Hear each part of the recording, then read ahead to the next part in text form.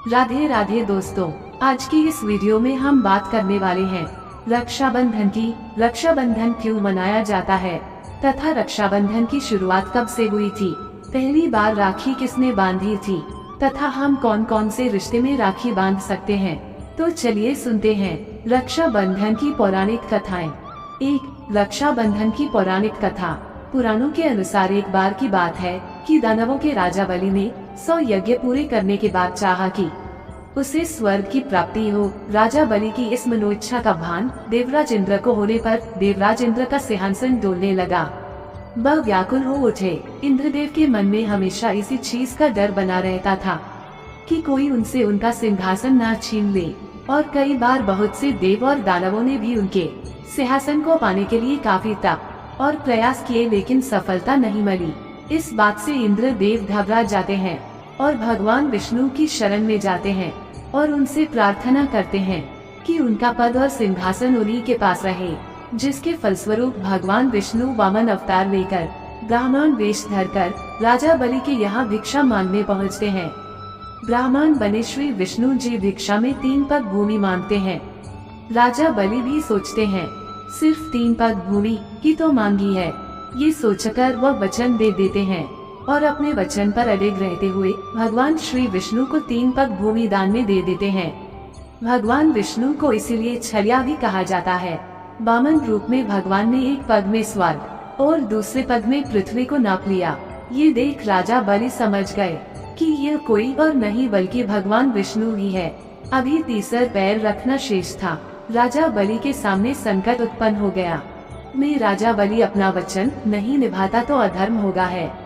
आखिरकार उसने अपना सिर भगवान के आगे कर दिया और कहा कि तीसरा पग आप मेरे सिर पर रख दीजिए। वामन भगवान ने ठीक वैसा ही किया। श्री विष्णु के पैर रखते ही राजा बलि परलोक पहुंच गए। बलि के द्वारा वचन का पालन करने पर भगवान विष्णु अत्यंत प्रसन्न हुए। उन्होंने आग्रह किया कि राजा बलि उनसे कुछ मांग लें। इसके बदले में बलि ने रात दिन भगवान को अपने सामने रहने का वचन मान लिया। श्री विष्णु को अपना वचन का पालन करते हुए राजा बलि का द्वारपाल बनना पड़ा। जब ये बात लक्ष्मी जी को पता चली तो वह इसका समाधान ढूंढने लगी कि वह विष्णु जी के पास कैसे रह सकती हैं और उन्हें अपने पास कैसे ला सकती हैं। इस समस्या के समाधान के लिए लक्ष्मी जी को नारद जी ने एक उपाय सुझाया। लक्ष्मी जी ने राजा बलि के पास जाकर उसे राखी बांधकर अपना भाई बनाया और उपहार स्वरूप अपने पति भगवान विष्णु को अपने साथ ले आई। इस दिन का ये प्रसंग है। उस दिन भी श्रावण मास की पूर्णिमा थी। उस दिन से ही रक्षाबंधन का पर्व मनाया जाने लगा। 2, पौराणिक कथा। इंद्र और शची की कहानी। बहुत समय पहले की बात है, जब दानवों और देवताओं के बीच युद्ध छिड़ा हुआ था। देवताओं के राजा इंद्र को दानवों से कड़ी चुनौती मिल रही थी।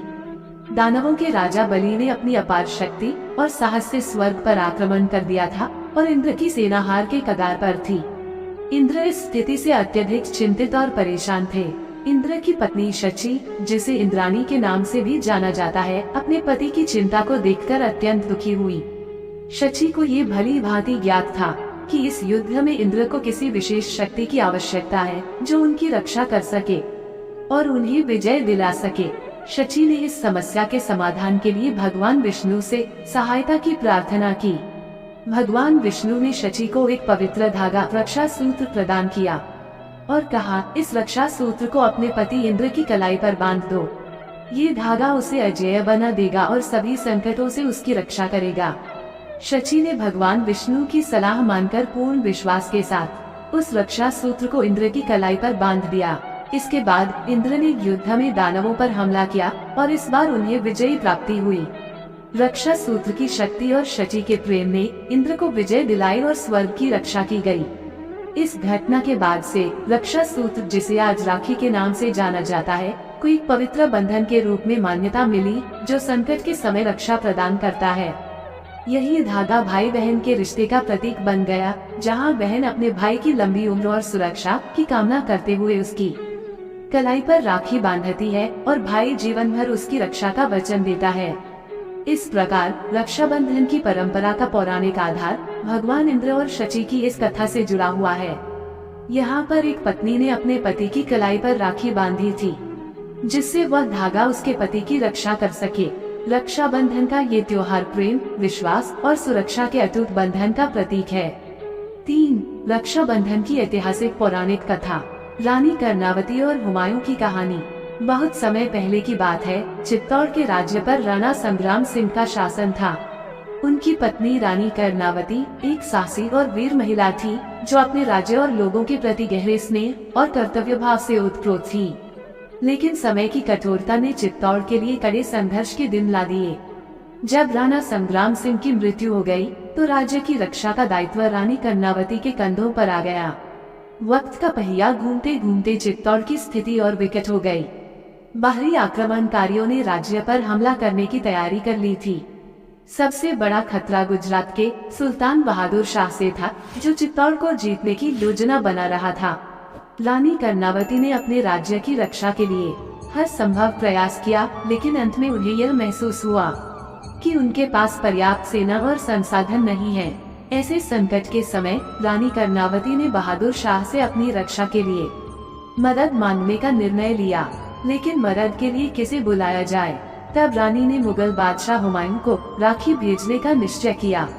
हुमायूं, जो उस समय एक शक्तिशाली शासक थे, मुगलों और राजपूतों के बीच की राजनीतिक दुश्मनी के बावजूद रानी की राखी का आदर करते हुए अपने भाई के धर्म को निभाने का संकल्प लिया। रानी कर्णावती ने हुमायूं को एक राखी और एक पत्र भेजा, जिसमें उन्होंने अपने राज्य और सम्मान की रक्षा के लिए सहायता की प्रार्थना की। हुमायूं, जो अपने दिल में भाईचारे और कर्तव्य के गहरे भाव रखता था, हुमायूं ने राखी का सम्मान करते हुए तुरंत अपनी सेना को चित्तौड़ की रक्षा के लिए भेजा। हालांकि हुमायूं समय पर चित्तौड़ नहीं पहुंच सका और रानी कर्णावती ने आत्मसम्मान की रक्षा के लिए जौहर करने का निश्चय किया।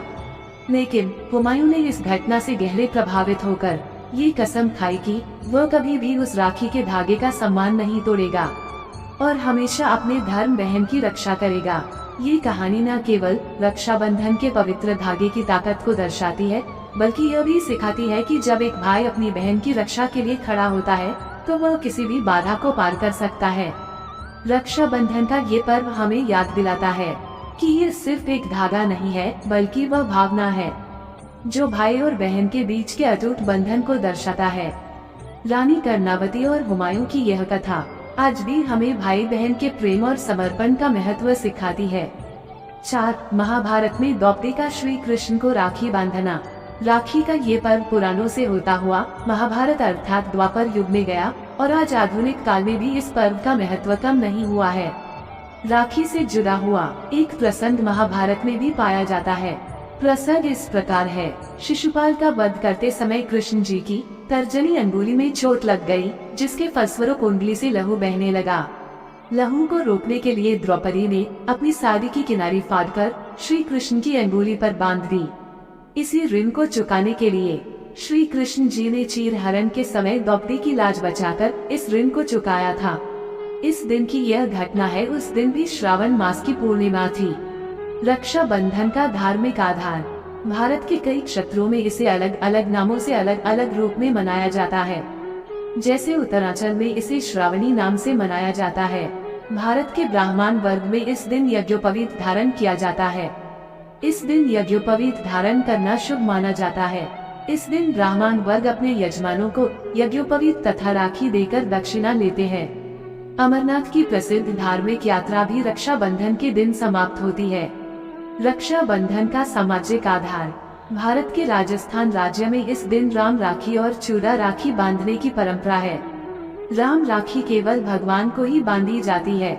वह चूड़ा राखी केवल भाभीयों की छुइयों में ही बांधी जाती है। ये रेशमी डोरे से राखी बनाई जाती है। यहाँ राखी बांधने से पहले राखी को कच्चे दूध से अभिमंत्रित किया जाता है और राखी बांधने के बाद भोजन किया जाता है।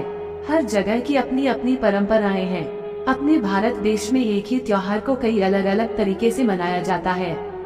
तो दोस्तों, आपको आज का ये वीडियो कैसा लगा और इस वीडियो में मैं सुनाई गई पौराणिक कथाएं कैसी लगी, हमें कमेंट बॉक्स में जरूर बताएं। और वीडियो को लाइक और शेयर करना ना भूलें। ऐसे ही और धार्मिक पौराणिक कथाएं तथा वास्तुशास्त्र आदि से जुड़ी जानकारियां पाने के लिए अपने इस चैनल धर्म विश्वास को सब्सक्राइब जरूर करें। धन्यवाद। हर हर महादेव। हैप्पी रक्षाबंधन।